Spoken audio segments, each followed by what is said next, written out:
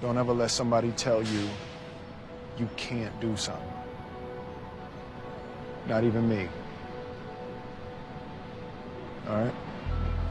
All right. You got a dream, you got to protect it. People can't do something themselves. They want to tell you you can't do it.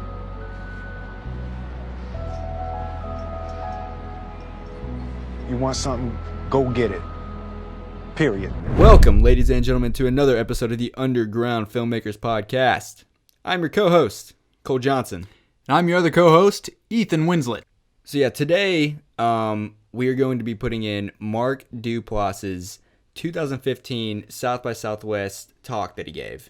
And if you guys have not heard this, then this is the podcast for you. I actually listened to it for the first time the other day and was just absolutely blown away. I mean, he preaches a lot of the stuff we preach, and he has a lot more experience under his belt. He's been doing this thing for a long time, making his career off lower budget feature films, and the things that he talks about are really, really inspiring. So yeah, we're just gonna kind of shut up today and just let somebody who's kind of been in the thick of it but still has kept the same mindset as he has throughout the years. Yeah, we're just gonna kind of let him shed some knowledge on this podcast. Okay, ladies and gentlemen, this is Mark Duplass. Starting my stopwatch now. Welcome, everybody. Thank you for coming out this morning. I would like to start. If everyone, we could just go around the room, if you could stand up and introduce yourselves. I think it would be great. No, I'm serious, guys. I'm really serious. So we're going to talk a lot about movies today. I hope that's what you're here to talk about. We're gonna talk about the bad news and the good news of independent film. And you know, if you're at all like me and you read the trades and you're involved in film conversations, it's mostly bad news. I think that what we hear about is the death of the middle class of independent films. You know, where are those cool $5 million movies that used to break out of Sundance in 1998, and why are they not buying those or making those, or even when they do, why are they not promoting them, and why is nobody going to see them? People talking about what VOD means for the death of the theatrical experience. Is it hurting it? Is it this glut of material in the marketplace keeping people from going to see things in the theaters? We're going to talk about the migration to TV, and are all the great indie filmmakers going to TV? Not that I did it, maybe a little bit. And what that means. And these are all issues that we're definitely going to talk about. But for me, there's one thing that keeps coming up over and over in my career. I'm going to put this up so I don't have to have hunched shoulders. And that one thing that keeps coming to me is this very simple phrase. And I'm going to take a note from Tony Robbins, motivational speaker, here for a second. And we're going to have something that we're going to really focus in on, and that is these simple words: the cavalry isn't coming. I'm looking around like Tony. I'm going to let it sit. And then Tony repeats it. The cavalry is not coming. And I say this because we've all heard these amazing tales of how that 21-year-old kid had a script, and his cousin worked in the mailroom at Warner Brothers, and he gave it to him, and his script got up to the head of Warner Brothers, and they loved it, and they bought it for $1 million and got it made. And that's an exciting story, but a super dangerous one, because I don't know anyone that's happened to. Maybe that's happened once, but I had a very, very different career trajectory. I was here in Austin in college, living in shitty apartments all around town. The Brownstone on 51st and Lamar, where they don't allow you to work on your car and cinder blocks on the in the apartment complex, and a rat-infested duplex on Old Torf. And I was sitting there thinking, I'm inspired, I'm excited, I want to be a filmmaker, I have no connections. Everybody keeps saying just pick up a camera and do it, but like, even if I do that, how am I going to get there? And I think that's where most people are, and that's I feel like if I have a place to be useful, that's what I want to speak to, is what can you do when you are absolutely nowhere and feeling you are full of magic and ideas. So we're going to go through some step-by-step Tony Robbins processes here, guys, and see if we can get practical and I can leave you with at least something useful. The first step is the $3 short film. I can definitely speak to this. We're in a place now, obviously, where technology is so cheap. There's no excuse for you not to be making short films on the weekends with your friends, shot on your iPhone. We had a feature film at Sundance this past year, called Tangerine, that was shot entirely on an iPhone and did really well, sold to Magnolia, and so no excuses not to be doing that. And I bring this up because a lot of people think, well, I mean, even if I make like a decent movie on this phone, like who's gonna watch it? What is this all about? And I'll just share one personal story with you, which is that my brother and I lived in Austin for a long time. We worked as editors, trying to get our day jobs and our money go. And we saved up enough money by doing this corporate documentary to make our first feature film. The film was called Vince Del Rio. It starred me as a runner from the South Texas border trying to get a spot at the Olympic trials. You can see why this didn't work out so well already. We spent $65,000 on this movie, and it was a steaming pile of dog diarrhea. And we almost gave up making movies. And we were sitting on Jay's couch in South Austin, and I remember looking at him, and he was depressed, and I was just slightly less depressed enough to say, we should get up, we should make a movie like we did when we were kids. But all we had was our parents' video camera, which we knew had a dead pixel in the middle of it. And I said, I'm going to get a tape. You come up with a movie idea, and like we're shooting as soon as I come back. And so I was back in 20 minutes, and Jay said, something weird happened to me yesterday. I was trying to like get the outgoing greeting of my answer machine going, and I like couldn't get it right, and I kind of had a nervous breakdown. I recorded it about 157 times. And I was like, that's great. This feels like us. This is like funny, but kind of tragic, just like us. And so I said, okay, put the camera on. I'm going out the door and just film me. And he's like, well, we don't have lighting kit. Like the microphone is the one on the camera, like where you can't hear anything. And I was like, I don't care. We're doing this. So we shot one 20-minute improvised take. We edited it down to about 7 minutes, and we watched it with our friends, and we're like, there's something interesting here. It's a shame there's a dead pixel in it, and it looks and sounds like shit. But our friend David Zellner was like, I think you should just submit this around to some festivals just to see. And that $3 movie was our first movie that got into Sundance, and it played at South by Southwest here 12 years ago. And it changed really everything for us, because we realized that it really doesn't matter what your movie looks like. If you have a voice, if you have something interesting to say, they will like you and they will program you. So step one, if you are nowhere like I was, is the $3 short film. I recommend making one of these every weekend with your smartest group of friends who want to be filmmakers. They don't have to be film savvy. You want a group of like 4 or 5 people, someone who's ideally charismatic to be your lead actor, and then just smart, kind of interesting people to help you curate this thing. It should be a one scene, 5 minutes. Ideally, it's comedic because those program well at film festivals.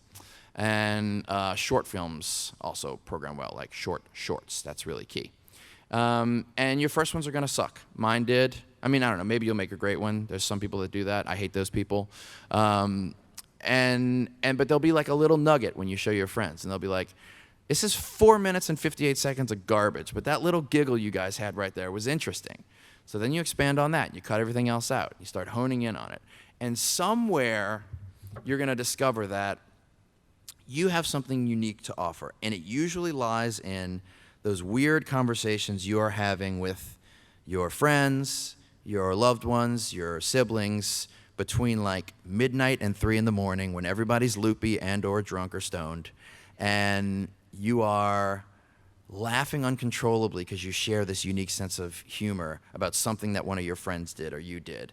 And at the risk of saying you should make a self-indulgent film for your first movie, you should absolutely make a self-indulgent film for your first movie, because that's your special stuff. That's like your zhuzh. And when you tap into that, You show it to your friends. They'll be honest with you. And you're going to find, it might be 2 weeks later, it might be 2 months later, it might be 2 years of doing this, that you have something unique to offer. And this is going to be the start of your career. So this whole time, you should be having a really strong day job to take care of yourself. And you should be saving a little bit of money. This is a hard career, so don't eat out. Don't buy clothes. Like, save up your money, because now you're going to have to travel to film festivals, okay? You're going to submit this to every film festival you can, and you're going to go and you're going to start meeting other filmmakers that you like and other actors that you like, and you're going to start building your community, and the programmers there are going to like you, and they're going to wonder, ooh, I want to program a feature from this kid. That would be great. And the whole time you're going around this festival, there is a small chance that an agent is going to sign you and say, I love your movie. I want to pitch you to direct a movie. The Calvary's coming. It's coming. Calvary's probably not coming. I'm just going to be honest with you. What's probably going to happen is you're going to be writing a script this whole time, a feature script that's based upon the look and the feel of your $5 movie, okay? That can be made for less than $1,000.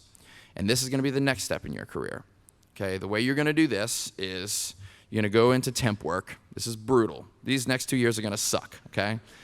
Ideally, if you are in college and hearing this, don't major in film, minor in film, study Spanish or Mandarin, because then you can get jobs translating for $25 an hour wherever you want to go. It's the best thing any film student can do. Or if you don't do that, just wait tables. There's a reason why artists wait tables. It's flexible. You can get your shifts covered. You're going to spend a year making this movie. You're going to write this script based upon what I call the Available Materials School of Filmmaking, which is not, it takes place in a spaceship, because you can't do that on $1,000. But what you can do is take a meeting with everyone who loves you and everyone who wants to support you and say, what do you have that you can lend to me at my disposal to make a film? When Jay and I made The Puffy Chair, it was very, very clear. We had my apartment in Brooklyn, my wife Katie's apartment in Brooklyn. My street was really quiet, and I knew we could shoot on that. I had a van because I was playing in bands, so I was like, road movie, that's good for a van. There was a furniture store in Maine that was going out of business, and we had 2 identical chairs we could get for like $300. I was like, great, I'll burn one of them. That will be our big stunt in the movie. It'll be awesome. And we reverse engineered a movie that fit inside of these things so that we knew we wouldn't have to wait to make it. We knew we could make this movie at a cheap price. And you gather up that group of friends you made your shorts with, and you guys are going to go out with a crew of 5 to 8 people. And the way you're going to do this, and please don't print this, this is just for the room. You're going to go to some box stores that might rhyme with like Clone Repo, and you're going to buy lights and extension cords and all these things. And they have a 30-day return policy where they give all your money back. You're going to shoot your movie within 30 days, and everything is going to be free. You're going to go to another store that rhymes with Rests Lie, and they have cameras that you can buy with only like a 10% restocking fee. So you're going to buy those cameras, and then you're going to return them. Or if you want, you can just shoot them still uncompressed on your iPhone if you like that look. Might make you more unique. Either way, these are the things you're going to do to keep it cheap, okay? And if you have an agent at this point, they might be saying, don't go do this. I can get you some money to make this. If you allow them to do that, you will end up in development for 5 years, and you will not get your movie made because you're just a short filmmaker with nothing behind you. Go make this movie on your own. The Calvary is not coming. So, with this movie you make, there is a chance that the movie's going to go to Sundance and it's going to sell for $1 million. It might happen. Probably not. Probably what's going to happen is you made something really interesting that's a little bit flawed because you're a new filmmaker and it's your first feature. And that's okay, but it's unique and it has a voice, and you're still doing temp work, and you're running around to every single festival that you develop relationships with through your short film, okay? They want you back. They're excited to program you. And this is where the capital of film festivals starts to come in. You're definitely going to get an agent at this point because you made a feature that works. That's good. We'll talk about that in a second. But there are movie stars at these film festivals. Every film festival has like 3 to 5 movie stars at it that come and get the sponsors in to do it, okay? And what you want to do is get your movie in front of these people. And when you have this agent, they're going to say, should I bring you scripts to direct? Should I bring you this? Say, no, no, no, no. I want you to do one thing for me. I want you to send my $1,000 movie that's inspired but kind of flawed to every single actor in this agency that means something, and I want you to set screenings every other week so that I can get actors to fall in love with my work and then build another movie with them. And this is going to where you start to climb. A lot of these movie stars are going to be like, fuck that, I don't want to make a movie on an iPhone with this dude. He does not know what he's doing. But one of them, within 2 weeks, 2 months, is going to respond. And he was, let's call him Randy Hercules, okay? Randy Hercules was on like a CBS show that ran for like 6 years. He's super rich and he's super depressed because he hates his show. And he is dying to do something creative. And you're going to meet with Randy Hercules and you're going to say, Randy, I saw your show. You're really good in it, but I know you're better than this. And you'll have done your research and you'll have watched Randy in interviews and you'll have said, I might be able to use this darkness of Randy to do something interesting. And you say, I'm going to build you a role, Randy. What is the role you absolutely want to play and that no one has offered you? And Randy is going to fall in love with you and follow you to the ends of the earth. So as much as your agent is going to tell you, you've already made your $1,000 movie, it's time to go pitch you for big directing jobs, which you'll never get, by the way. And even if you get them, you won't want them because all the directing jobs out there that are open are terrible. You are going to do the unthinkable. You're going to make another $1,000 movie, but this one has Randy fucking Hercules in it. And this one is going to be the one that starts to monetize your career. Because even if you make a stinker with Randy Hercules in it, there's no way you're selling this movie for less than $50,000. And all your friends who worked on your cheap movie with you, you're going to give them big points in the movie because you are a communist. You're developing a group of friends, and you're all in this shit together, and you're going to say, all right, because I've been temping my Mandarin or I've been serving ceviche, I've saved up some money here. We're going to spend another $1,000 on this movie. But this time when it sells, you, my beloved sound person / lighting person / assistant editor, are going to get 10% of the movie because you've been working so hard. And Randy Hercules, you're going to get 20% of the movie.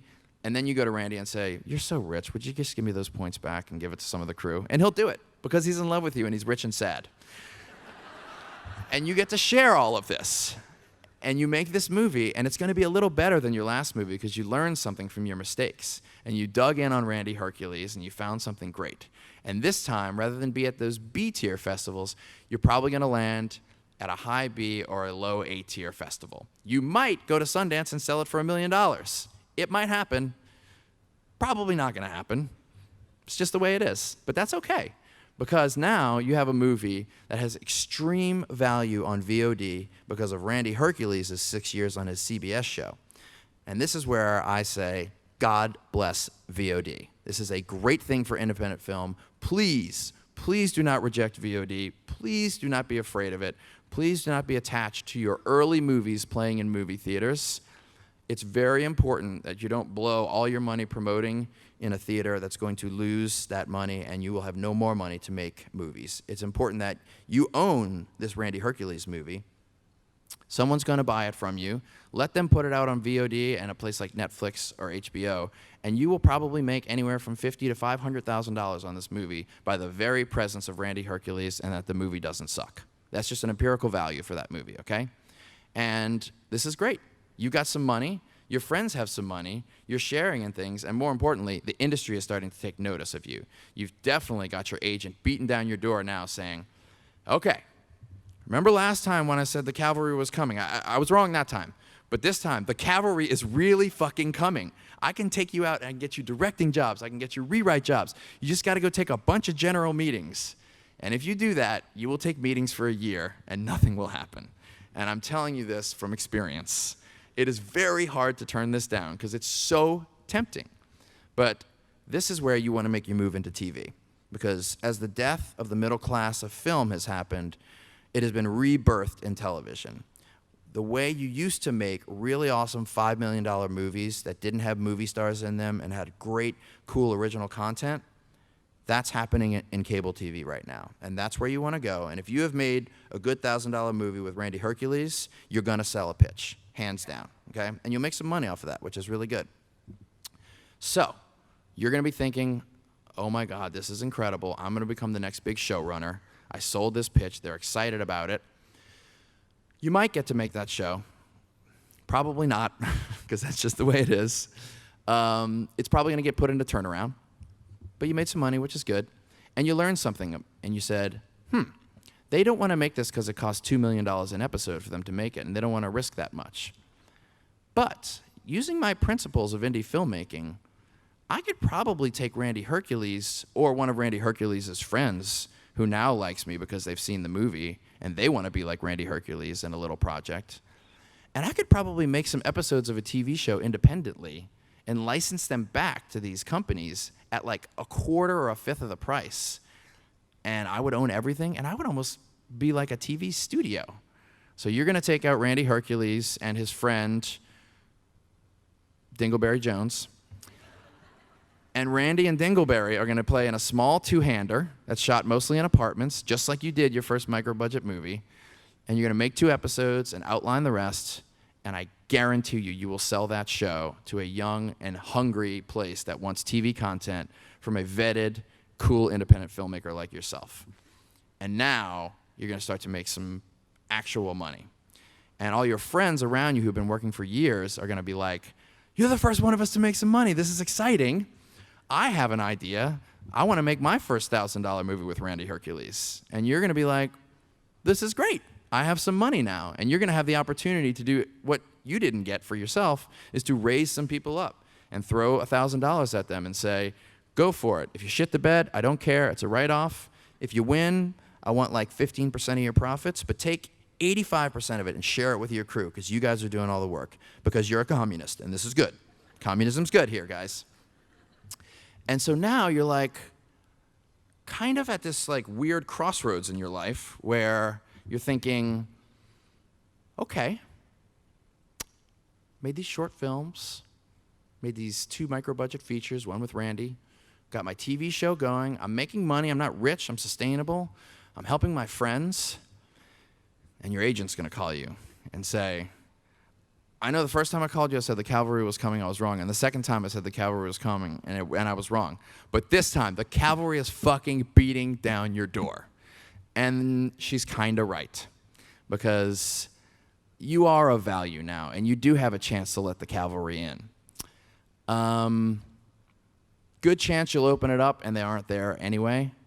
Another chance you open it up, they come in, and you don't want to make a movie with the cavalry because they don't make the kind of movies you like, and they're going to try and tell you exactly how to make the movie. And you're going to be at this crossroads. This is like in Oh, the Places You Go when you get to the waiting place. You know, like, people, what am I going to do? And you're going to look at your career, and you're going to feel like, I'm a little tired because every single project I have made, I've had to self-generate. And it's getting fucking exhausting. And I kind of want the cavalry to come and just offer me some jobs. And it would be really amazing not to work that hard.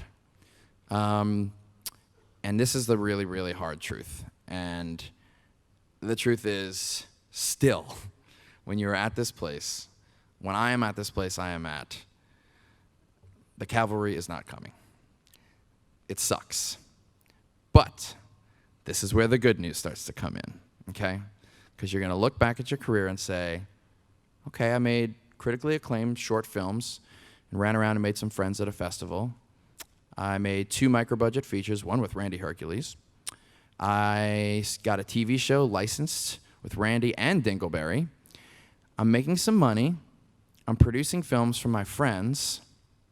How is it possible that the cavalry is not coming anymore? I've done so much. And the good news of this is, who gives a fuck about the cavalry? Because now you are the cavalry.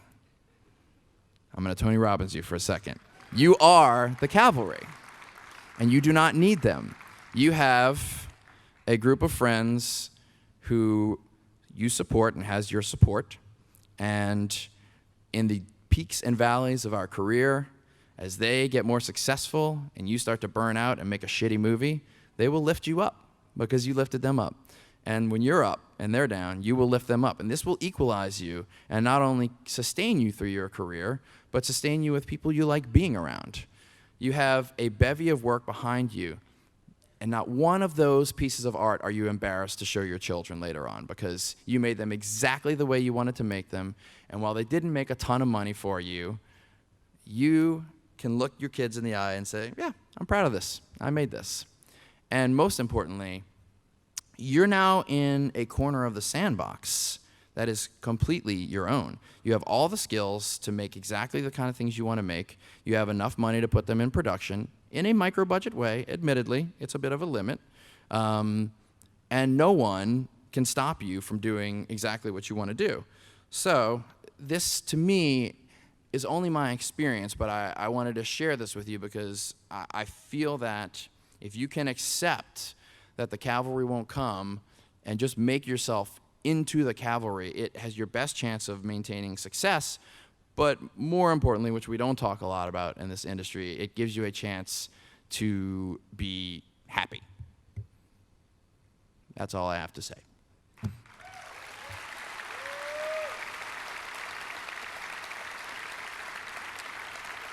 So,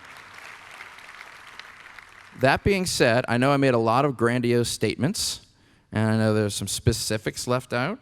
I would also love to be challenged on any of these ideas. If some of you were like, oh, that's bullshit, doesn't play that way for me, because I'm still trying to dial this model in myself. So I would like to open this up to questions, or if you're interested, just like really awesome compliments. Those are cool too. And I will open the floor to you guys. I can't see very well back there, so I'm gonna, if someone has one, you just like shout it. Oh, there you are. Okay, good. There's a mic, and you just walk up to the mic. That's what happens. Hi, I'm Melody Brooke, and I'm a filmmaker. Hi, Melanie. Hi. And our first feature film is in post-production right now. Congratulations. We have a couple of minor stars in it, and of course now we're looking to try to figure out how to do the distribution side. Yeah. So any advice or direction that you can give around that would be great. Yeah, I mean, you want to head for the A-list festivals first, and you want to really like Sundance, South by Southwest, Tribeca, LAFF, AFI, Cannes, Toronto, Venice, these places that might be able to, you know, sell your movie. And I know I'm talking a lot about business here, but it's very important that you understand business to serve your creative. It's just a part of the game. So go for those. If you get in there, fucking A, you're good to go. If not, start looking at more of those second-tier festivals that aren't necessarily sales markets, but are going to be building tools. And sometimes you can win awards at those festivals, which will bring more attention to it. Most importantly, go to those festivals and meet the other actors and the other filmmakers that you want to work with. And start thinking towards your next movie. Always start thinking towards that. We've already started writing it. Great. Good for you. Have that at the festival so that when people see your movie and say, I don't want to buy this one, what's next? That's great. And then I would say most importantly, try to get yourself to a VOD service. Even some places like Vimeo that are like trying to brand themselves and might push you a little bit. Film Buff, even iTunes themselves. You know, our great friend Matt Dentler supports young movies, and he'll help place you on the front page a little bit. And don't be afraid to self-distribute that movie. And this is just a small logistical detail. If you have a company that's offering you no money and you don't like the guy who's running it, I actually would recommend self-distributing instead of selling it to them, because this movie, which is not valuable now, in 9 years, when you are really successful, if you own that whole thing and you haven't sold it, that's going to be your Blood Simple of Coen Brothers, and you're going to be able to sell that for a lot of money and maintain that value, because they'll be like, oh, look what Melanie made back here, and you know, Sundance Channel will want to buy it, or somebody. So hang on to it unless you find a good one. Awesome, thank Yeah. you. It's Promises Movie on Twitter and Facebook, just so you... Did you just fucking promote up in here? You got to do what you got to do. Good on you, kid. Good on you. Yes. This side. Hey, how you doing? I'm Ross. Hey, Ross. I have a question for you Yeah. on the dynamic of, you know, we're in this age of we all do it all kind of thing. Yeah. So you're an actor, you're a director, and I think that dynamic, I just want to know how you deal with the dynamic of when you say I'm an actor or you're in your own films. How do you deal with kind of the egotistic nature of saying like, oh, I directed it. Well, I also acted in it, but the reality is that I wrote it because I'm perfect for this. Like, how do you deal with the someone gross knocking it nature down? of creating roles for yourself and how to not be ashamed of yourself as you maneuver through the world. No easy answer for that. Therapy, really good for that. But I would say, you know, to my earlier point, there's a way to address that in my mind that is like, look, there's a lot of great literature that says no one under the age of 30 makes a good piece of art that is not autobiographical. I have zero access to other actors. What I do have is access to myself, who understands the material. So while I might not be the greatest actor in the world, it's nice having a filmmaker inside of the scene, because if I feel it's not working, I can improvise around it and maneuver it. So until I find a better actor who's willing to work with me, I will do. Cool. And I think that will hopefully make them respect you 20% more. Sweet, thank you. Yeah. Probably not, though, just so you know. Yeah. Hi, Mark. Hi. After talking a little bit about indie filmmakers going into TV, I was wondering how you're feeling about the web series world.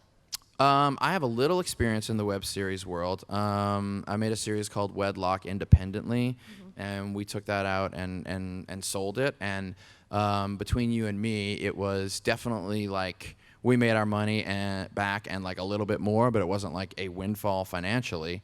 But it was good because I think Vimeo honestly is a really good place to get that stuff out there. Their revenue shares are 90% to the artist and 10% to Vimeo, and they don't promote a lot, but you can kind of it's worth what you get out of them. So I really, really recommend making them independently and taking them out. You can make a web series if you design it cheaply. Again, according to the models I talked about, that sort of available material school. So my advice would be like, try to make it for 10 grand or less. You can probably feel comfortable to credit card that, because any decent web series that's like funny, if you drive your ass off with all your social media and stuff, will make that back, and you'll be okay to make another one. Thanks. Yeah. Hey, man. Hey, man. So I'm a really big fan. Thank you. Sometimes I feel like Alex from your Togetherness. In which way? In the balding way? Yes, and in just the way that like I'm an actor in LA, and what if one day I'm going to end up like him? And the other part of me is like, shows like yours give me hope as an actor, because I want to be part of projects like that. And in terms of, what is your advice for struggling actors in LA? And yes, I know I make my own material and all that. Yeah. Really getting in, like, my first TV credit seems like this inbred game that I just can't get into. So yeah, I mean, there's no short answer for that. Everything I talked about in the last half hour applies to you as well as an actor, because, I think that the actor-producer and the actor-writer role are the best ways to get yourself moving forward. There's a little bit of a thing, and I'm just speaking super candidly, a lot of filmmakers, when an actor approaches them, they feel like they take a step back because they're worried they want something from them. And they're worried that that friendship is tainted with this desire to just be in their movies.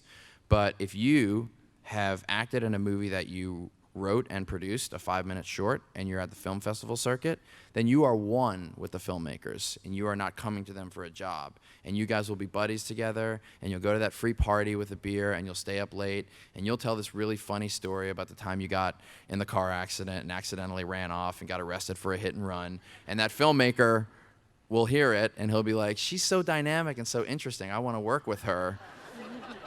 And that's how this shit happens. I mean, you need to make yourself a member of this community as opposed to trying to burrow your way into the community, because that's really, in my experience, I cast and call from my group of friends, and the way into that and the way that that community is created is mostly through traveling to film festivals with a decent piece of art. So think about what you're really, really good at doing. Like, you know what you kill at, right? Okay, well, you got to figure that out. Yeah, you got to figure that out. You're probably being falsely modest, but like, you got to figure that out. Like, I'm so good at doing this kind of thing, and write a 5-minute piece for that and produce it, which really only means just like finding a friend with a camera who kind of knows how to shoot, and start making shorts like that, and get that into a festival, and then it will start to grow from there. Thanks, dude. Yeah. Hi. Hi, Mark. My name's Elisa. Hi, Elisa. I'm a fellow UT RTF alum. I really enjoyed Togetherness. Thank you. And the party episode, my friend and I watched that and also enjoyed some similar tea. Good. And it was a wonderful episode. Are you drinking that right now? No, I'm not. I'm just really nervous and excited to talk to you. Because there's a little something in your speech. I'm going to be honest with you. There's a little. Not tea. Okay. Just checking. So I was wondering if there was It's not even noon, by the way, just so you know. if there's a specific personal experience that inspired that episode. And also, is Linda going to be coming back for season 2? Good question. I can't talk about the season 2 stuff yet. We're right in the middle of writing it. But as to the personal experiences for one of our protagonists drinking hallucinogenic beverages, I haven't had an experience like that necessarily before. But, you know, Jay and I are really, really close. And I remember when... I think we grew up in New Orleans, so take this with a grain of salt. We grew up pretty fast. I got a hold of some mushrooms in high school, and Jay came back from college, and I was like, we're going to do these together. And because we spend so much time apart, I want to expand together and like get, you know, like be like we were as brothers. And so we took mushrooms and walked around the streets of New Orleans together for, I don't know, maybe like 5 or 6 hours. And I do remember something in that. We didn't have any great crazy experiences or hyperbolic ones like happened in the episode, but I do remember feeling like we were pretty like wound up kids who were nervous about like, are we going to be able to have careers? Like we were thinking about this stuff in high school already, and I remember it kind of like opening us a little bit, and I was like, oh, that would be really great for Tightwad Brett to let the tea let him loose. Awesome. Thank you. Yeah. Hey, Mark. My name's Calvin Herbst. I'm 17. I'm a filmmaker from Dallas, Texas. I can definitely... Right away, I know you're going to be successful. The whole professional delivery, that you're 17 and you call yourself a filmmaker, you're good, dude. You don't need me. Thanks. I don't really know what to say. Sit down, dude. I'm serious. Sit down. Give somebody else a fucking chance, I have an man. actual question. So definitely in that same boat and not having a lot of budget. Like your number was like $1,000. So, and I'm blessed to come from a school where I have cameras and like lights that I can check out. So, Great. What do you spend that money on? Because that's like my worst budgeting. Like I go out and I budget for a movie and I spend all my money on Whataburger and we're like, shit, we're out of money. Yeah. I know. What are some good investments that you actually took that money on and you spent it on? Yeah, I mean, when I quote the $1,000 movie, it's certainly not an empirical number. It changes on the city you're in. It changes, you know, depending on the scope of your movie, you know. But when I think about that movie, it's doing a couple of things. It's you know, borrowing recycled hard drives from people, so you're not buying those things. You know, it's getting the uncompressed app on your iPhone, which you have your equipment already. Most of it is food, and you really want someone who can cook. I recommend having your editor be the DIT person who takes the media in, and they have a lot of downtime, so you have them help you light, and you have them cook. And if they cook, and you know, you should be having a crew that's really, really small, and you should have designed an aesthetic of the movie that can be rough-hewn, so it doesn't feel less than a $200,000 movie. It feels squarely a $1,000 movie. What that is, i.e., handheld, i.e., you know, rough lighting for a reason. You know, so yeah, that money should be mostly spent on food, and then you're going to spend a little bit of that on film festival applications. All right, thank you. Yeah. Hey, Mark. My name is Calvin, too. I'm an editor. Okay. And I cook, but never cooked on set. All right. I like it. I'm an editor, and I'm a film editor by day, filmmaker anytime in between. Yeah, I did that for a long time. I know that. Yeah. That's also a great way to make money, just to be clear. If you are a filmmaker who knows how to edit, getting in, editing like infomercials and things like that. I edited at a church in Austin, a church television show for $20 an hour at night. That was great for me. So it's a nice source. No, I totally agree. In the episode of Togetherness, when you really find the coyote noise, you put the coyote noise in. I've had that experience plenty of times. I'm so sorry. No, I just want to tell you, I've been there, man. Yeah. I'm a big fan of the puffy chair. I'm kind of going through some of that stuff right now, actually. and I noticed that Red Envelope Productions, was one of the production companies, that helped start that brand. And I want to congratulate you on your deal with Netflix. Thank you. That's really cool. And I was just wondering if there's any correlation between that. Yeah, we developed a relationship with Netflix in 2005 when we sold them the Puffy Chair. Their originals department was called Red Envelope at the time.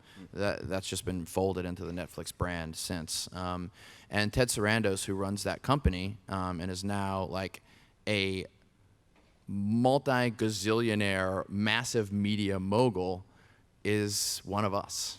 He's a guy who came from independent film, and he feels like us, and he still takes my phone calls, and we text each other and talk about movies. And that brings to a good point of like, we're now in this fortunate position where we're seeing the advent of venture capitalist conglomerations showing up into independent film. Yeah.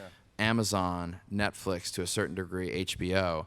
And that's why I brought up that idea in my tirade earlier about sort of making independent television and licensing it to TV, because there is Netflix, Amazon, they're minting money right now. And then there's you and all of us who are kind of like not making a lot of money.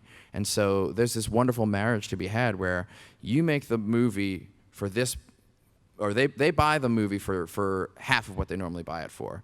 You've made it for a tenth of what they normally buy for. Yeah. And then everybody is winning. You're profiting, they're profiting, I mean, I'll be perfectly honest with you. The budgets that I am making my Netflix movies for, all 4 of those movies equal to basically one fart bubble for Netflix and their grand scheme of money. So, but for me, it's a ton. So that's a good thing. Cool. Thank you very much. Yeah. Yes. Hey, what's going on, Mark? Just doing a keynote and stuff. Think about getting some coffee after this. What you up to? Not a whole lot. Yeah. A quick question, man. Cool. Okay, so big fan of the show, by the way. I wanted to give you. Yeah. Did you write these down? Yeah, I did. Yeah, I really like did. This. From a film. How many parts? It's 3 acts. Okay, good. No, from a filmmaker standpoint, how do you feel about location and the need to be in LA? Yeah. I'm really strong opinions about that. There is a moment when it is helpful to be in LA. It is so much better for you to keep making your stuff in a small town while you're finding out who you are, because your rent's going to be $265 a month. You're going to get support from the pharmacist when you want to shoot in the pharmacy because your dad knows him. When we shot the Puffy Chair, we shot it mostly in my wife's hometown she grew up in, where her dad was a doctor, and so we could shoot in the motel for free. We could shoot in the doctor's office for free. I really think it's very, very tough to make independent films in LA unless you kind of have a name or something to offer them. They will just be like, get out of my face, basically. So to use my speech, up until the point in which you have made your $1,000 movie with Randy Hercules, that is the moment when you could consider moving to LA to get jobs. But Zellner Brothers, still living in Austin, making their movies, doing their thing. It's a great way to do it. Thank you. Yeah. I would only add it's important if you're an actor. If you want to get that portion of your career going, that's important to be in LA for. Yeah. Yes, sir. Hey, Mark. I'm Jeremy Burgess. I'm a writer-producer out of Birmingham, Alabama. I've been doing shorts for a few years. Great. And it's been going okay. I've also been working on my first and only feature-length script. Mm-hmm. It's brilliant, but it's going to be... I knew that. I knew that. It's going to be expensive, and that's always been in the back of my mind the whole time I've been writing it. Should I throw that in a closet and let the brilliance burn into my soul? Or should I keep working at that instead of shorts? How do you do with multitasking? Fairly okay. I have like 4 jobs. Yeah, I mean, and have your short films been going around to festivals and like doing We're okay? wrapping one up in about a week, and so I'll tell you next year. Okay, got it. Yeah. So I would stay on the shorts train, making shorts until you get those shorts into the festivals and really where you're at. I would finish that super passion project of yours that's brilliant and expensive, and have that ready to go. Because again, there is that chance that if you make this short And Janet falls in love with it, and she premieres it at South by Southwest. And it's also in the same shorts program as Randy Hercules' friend who made it. Randy might see your movie, your short, and say, I want to make it, and then you can get your big movie made. Don't wait on that. Do not count on that. The chances are very slim. So I would highly recommend whatever that first short is that you make that lands at a festival and you really see people connecting to it, try to make that micro-budget feature that mimics that, and that will be a great gateway to get your more expensive movie made. Cool. Thank you. Yeah. Hey, Mark. My name's Marshall. I'm finishing up UT RTF studies this semester. And every contact I've made in the industry has said, try to find a writing partner, try to find a producing partner. How has Jay helped your process out emotionally and like in the business aspect? It's huge. I mean, it is really, really huge. And I do agree with that advice. And I would take it further, that not just a partner, but a true community. You know, I showed up at South by Southwest in 2003 for the first time and started meeting guys like Joe Swanberg and Andrew Bujalski and Ryan Fleck and Anna Bowden, and we are all friends to this day, and we call each other through the years and say, can I borrow a camera? And we mail each other cameras, and we mail each other cards, and can I use your old drives from this movie? I mean, that community element is almost as important as that direct partner. Very hard to find that direct partner, you know? I mean, it's like being in a band where you have to suck up all the conflict that happens with it for the greater good of the music that you're making together. It doesn't work for everybody. Just talking to you right now, like, you seem like a pretty gentle, sweet person. The fact that you're aware that it could be helpful means you're probably going to be emotionally evolved enough to handle that kind of situation. I'm an only child. So Never mind. You're done. No, never mind. You need a whole new career. Yeah.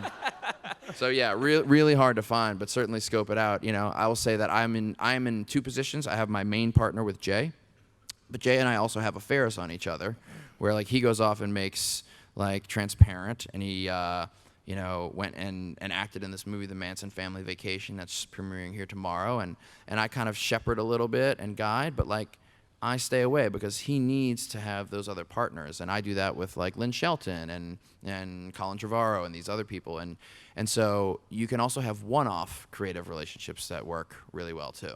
Just good sex, basically, is what that is, as opposed Thanks, to. Mark. You're the man. Hey, Mark. I'm Eric Pachicano, and I'm a producer, filmmaker. Okay. You know, producer, writer, actor, actually. Okay. And I just wanted to thank you personally, because I honestly didn't know who you were before I walked in here. Get out. Get out. But I did. Get out. You're on my list of things to watch. Okay, Togetherness is on my list, and it has been for a while. So I would have known in the future. Yeah. And so that's exciting. It's an incredible statement, by the way. So I would have known in the future. Yeah, it's definitely true. You make that the title of your first movie, somebody's going to watch it. Oh, yes, they will. Yeah. And I just wanted to thank you personally, because you have just confirmed everything that I personally have kind of set as far as my career and what I'm going to be doing in the next, few years, lots of years, but and I wanted to kind of on this level say thank you and say, remember me, I'm Eric with an A, and one day we'll be on that level together, and I'll talk with you, shake your hand, and say, I appreciate everything, and I'm here because of you. So thanks a lot. You gonna raise me up? You gonna hook me up? Yeah, one day we'll hook each other up. I'm feeling that. I like the confidence. All right. It's Eric with an A. Let me be clear. I will be totally burned out and worthless in 10 years, so I'm gonna need that. Well, I'm here in Austin, and okay, and good. so Good. at some point. Have a great day. Excellent. Thank you. Yes, sir. Hey, Mark. I'm Puma Tanapan. I'm also a filmmaker in high school. Next year I'm going to be a senior, and I'm kind of moving forward into this next level education of choosing what to do college-wise. Tricky call. And I also don't want to dig my mom into a hole and go to somewhere super expensive. Great thinking. So I was wondering if you had any suggestions on how I should move forward into going to college, basically. I don't want to be irresponsible here because this is like a 4-hour conversation, but I will throw out a couple of questions for you to think about. Do you believe that you thrive better in a structured educational environment, or do you function better as a renegade in your basement with your 3 buddies? What makes you more excited and inspired? Both. Both. Okay, I good. think on the inside, I have this sneaking suspicion that I'm irresponsible. Yeah. And I can't handle responsibility. Okay. But at the same Yeah. time, I feel like having that lack of responsibility Yeah. allows me to be. So there's a combination here. There are these trade schools like New York Film Academy. They're not the greatest things in the world, to be honest with you, but they're like 9 months. And what they do is they teach you the empirical tools of filmmaking. Okay, so you and your mom won't go broke. You won't waste 4 years, and you'll be, which is good. You'll be like 19 when you get out. And you'll know everything you need to know about making movies. So even if you run for 2 years trying to make movies and you decide, you know what, this isn't for me, I'm not sure I'm this, as you mentioned, you're still only going to be 21 and you got plenty of time to clean all that up. So for college, I generally recommend go in and get just the necessary things that you absolutely need to make the movie.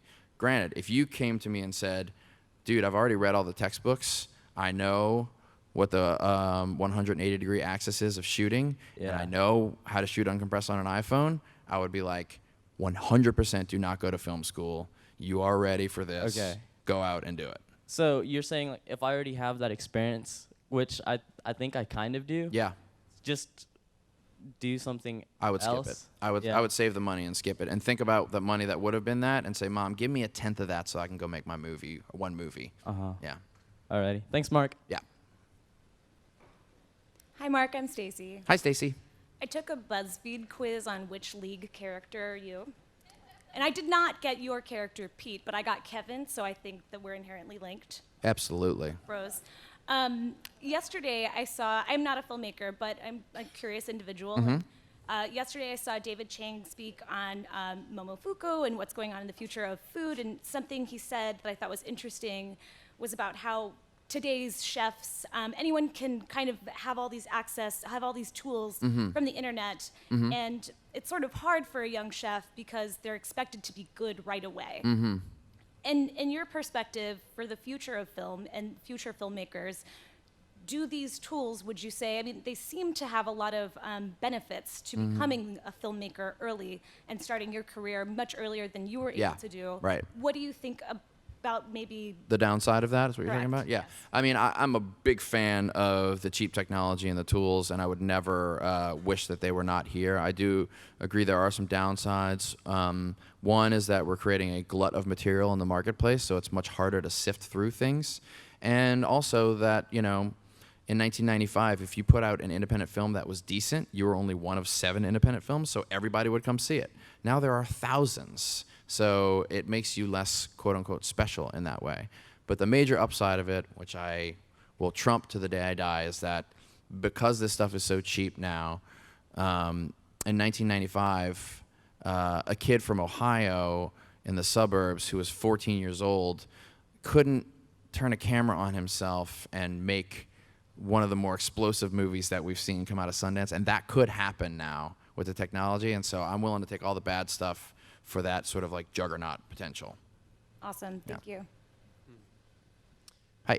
Hi, Mark. Hefe Greenheart. I am a freelance DP, and I'm, transitioning into moving more in the direction of taking filmmaking seriously. Yeah. Doing writing and directing, and I feel like I can learn a lot from being on set with an established director and learning approach and process. What's the best way to approach somebody you really respect, you love their style, and you want to learn something from them by working behind the scenes on set and kind of break into the sort of like insulated bubble that's maybe around them? I mean, I'm going to give you a pretty specific piece of advice. You don't necessarily have to follow it. I would erase that from your memory because you will maybe learn some things, but it will probably be really hard to get to that point if you don't have connections, and you'll spend a lot of time and energy trying to find a connection to a filmmaker that is good enough that you want to emulate, and it might not even be healthy for you to learn and emulate from them. And I would take all those cumulative hours and I would gather up 3 or 4 of your friends and start making movies. And then what's going to happen is you're going to start making movies that are like you and that are totally unique. And honestly, if you start emulating things, it might beat something original out of you that you never could have known. For instance, if you don't know what the 180-degree axis is right now and how to shoot films, you might shoot it in this ignorant way that's totally original and interesting. And that's kind of cool, too. That happened to me a little bit earlier. So, at the risk of sounding a little cavalier about it, I would really spend more of your time finding out who you are as opposed to shadowing someone else. Thanks, Mark. Yeah. Hi, my name's Stephanie. Hi, Stephanie. I love all your stuff. Thank you. I just wanted to tell you that, first of all. I'm not a filmmaker, just kind of a creative person. I write a food blog. And I don't know, today there's so many people out there that want to do something creative and so many different markets. And I was just kind of wondering, like, is there enough room? Like, how do you make yourself stand out? Yeah. I mean, it's a really tough question. There's a glut, there's tons and tons of stuff to look at, and it's much harder to make room. And it can be certainly a bummer sometimes when you just feel like I'm just putting the stuff out there and nobody cares, I truly believe at the end of the day, like, everybody's unique. And if you dig in hard enough about that special stuff about you, again, those conversations you're having with your friends, those very specific things that make you, that's going to be inherently fascinating, at least to me. If I got a chance to like see and feel what it's like in your life in those moments, and if you can find a way to put that in your stuff, I believe it can break through. But it's definitely harder now with the glut. Easier to make, harder to get people to watch it. Thanks. I think we're running out of time, but I think we can do one more, and I think it's you. Hey. Oh wait, shit! There's a guy in a green over there. Okay, we're gonna do two more real quick. We're gonna do them fast. Hi, Mark. I'm Gail Bean. Hi. Okay, it'll be quick, but I have a couple of questions. Oh shit. No, it'll be real quick. All right, here we go. Okay, so I'm an actress, writer, and producer. I was just in Chris Swanberg's Unexpected. Wonderful. Congratulations. Thank you. I have a quick question. How is it, because you do multiple things, when you coming off of Unexpected, people automatically see actress, and I don't really know about how saying I'm an actress, writer, and producer without it like toning down the fact that I act. What is your advice on that? I mean, you just have to actively combat that and just say like, I was in the movie because I'm a friend of Chris's, but really I'm a filmmaker first, and that standard response. You keep doing that over 6 months. That's what's going to happen. That being said, it's not bad that people are looking at you to be an actress, and if they like you in it, that's good, and you should say, great, interesting, I'm not just an actress, I am an actress and a writer and producer, and I have this script that I have written for myself, and it can be made cheaply, and you want to get involved. You just got to take control of that conversation. Okay, and then my second question would be, so coming off of that, when you are approached about other projects that, like how you said, the Calvary's not coming, and then when it does come, it could be like a bunch of crap that you may not want to do, or... Yes, most of the time it is. How do you say no? Well, a lot of times it's easy because it's not an offer to you, it's an offer to fight for it. That's the key. It sounds like they'll take you in for a meeting and they say, we want you to direct this movie. But what they don't tell you is that they're talking to 25 other people, and you're going to have to go pitch to them and spend a month getting your boards ready and getting your story pitch together, and you're not going to get it. And you will do that over and over again. And I can't tell you how many friends I have who've done that for 3 years straight because the temptation of getting that $1 million gig is there, and they end up doing absolutely nothing. And that's really the bummer of the Calvary is coming. It sounds like it is, but it really isn't. Okay, cool. That's it, see? Okay, that was a little long, but we're pretty good. All right, green guy. Hey, so I'm an actor, writer, and I work for this startup too. And I guess the question is, how do you, or can you ever get rid of like the "this is no good" voice that is in your head? Because I have a million ideas. The "this is no good" voice is great, and it's one of your great assets because it's going to help you from making something bad. If you have the bliss gene and you're like, "This is awesome," you're never going to know that it sucks. So that's a good thing.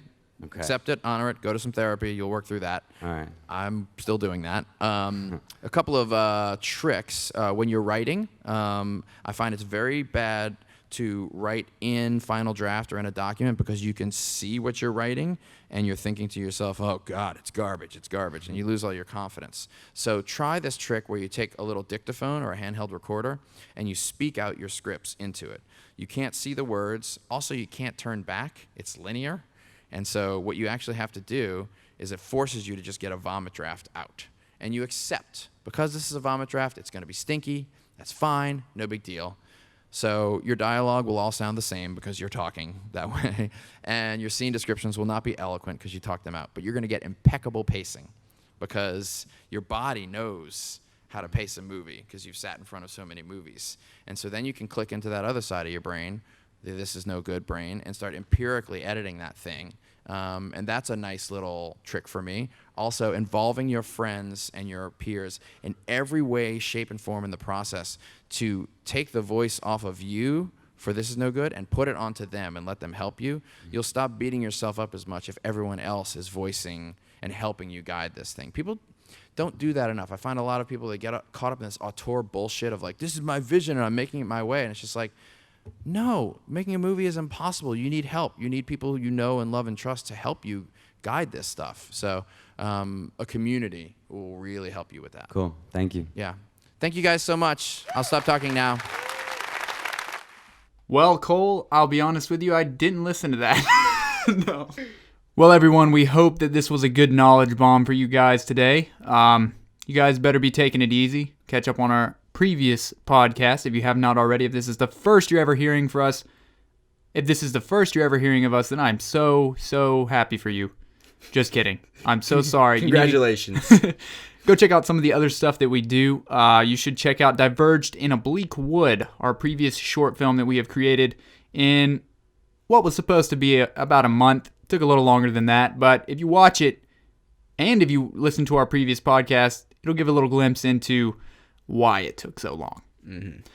Also, check out our 1-minute short film entry to the Film Riot Action Scene Challenge. The winner is yet to be announced, but when you're hearing this, it might have already been announced. So, wish us luck and check them out. Drop a like, drop a rate, do what you gotta do. You might hate us, you might like us, but we love ourselves. And that's really all that matters. So, yeah. So subscribe to us on Apple Podcasts or wherever you get your podcasts. Check out all of our short films on our WarTorn Productions YouTube channel. And we both have media companies if you're in the Huntsville or Florence area. That is WarTorn Media and TMIF Media. And thank you guys again for listening, and we will catch you guys on the next episode. All right. Bye-bye now.